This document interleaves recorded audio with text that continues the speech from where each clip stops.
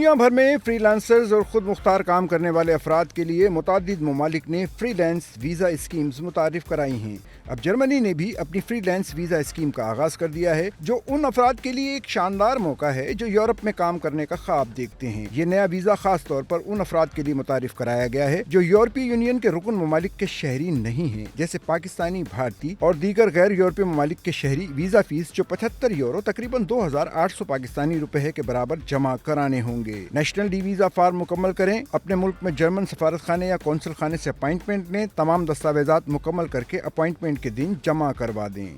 Sachal news net work کی videos میں خوش آمدید۔ ناظرین، ویڈیو سے متعلق اپنی قیمتی رائے کا اظہار کمنٹ باکس میں ضرور کریں اور چینل کو سبسکرائب کریں۔